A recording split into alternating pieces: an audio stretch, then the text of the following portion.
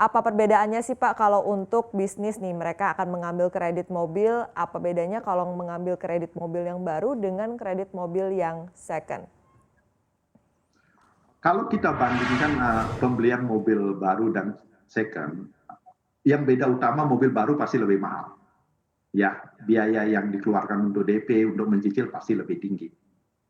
Mobil bekas karena sudah dipakai oleh orang, terdepresiasi, maka harga pembeliannya lebih murah dari mobil baru. Sehingga cicilan akan lebih murah. Tetapi hal yang lebih penting lain lagi adalah mengenai maintenance. Karena mobil itu kan harus dipelihara. Kalau mobil baru mungkin ada masa free maintenance sekitar 1 sampai 3 tahun. Tetapi kalau mobil lama ya kalau makin lama makin banyak biaya maintenance-nya. Nah yang Oh, ketiga tentu penggunaannya.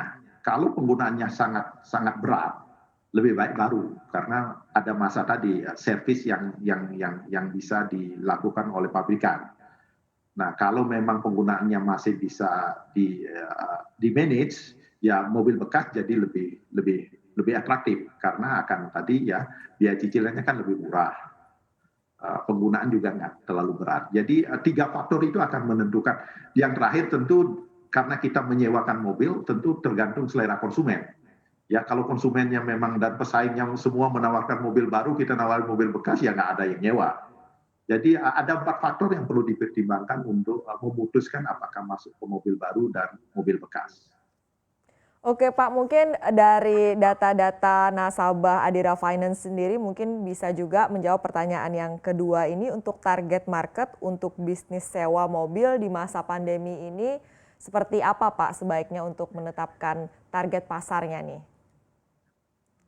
Uh, Masa pandemi ini jelas menceritakan bahwa yang banyak mendapat tekanan adalah mereka-mereka yang wirausaha. Sementara konsumen yang tipenya adalah pendapat tetap kayak pegawai negeri, pegawai swasta di perusahaan besar itu masih dapat gaji kan. Jadi memang dalam situasi pandemi COVID-19 ini memang even kayak Adira itu lebih menyasar kepada konsumen-konsumen dengan pendapatan tetap.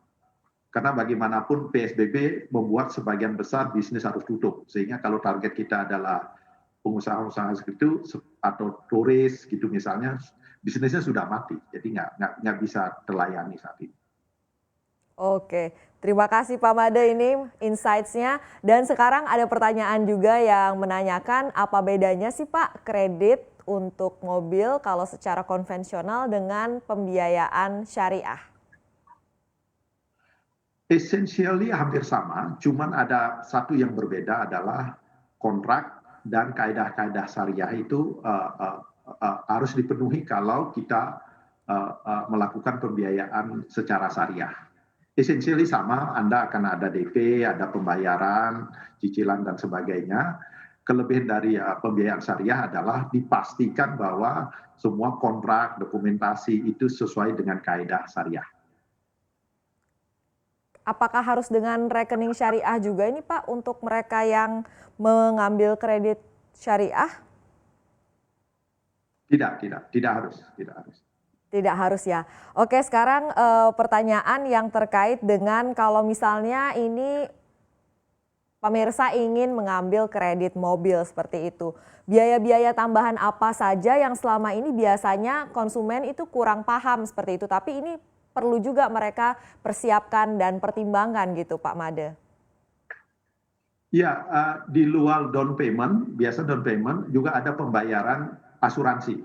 Karena kendaraan harus diasuransikan. Kalau terjadi apa-apa masih bisa dibayar kerugiannya oleh asuransi. Jadi itu sebenarnya biaya untuk biaya asuransi. Kalaupun Anda tidak mencicil atau mengambil pembiayaan, itu juga harus keluar duit untuk biaya asuransi kendaraan. Yang lain adalah biaya fidusia.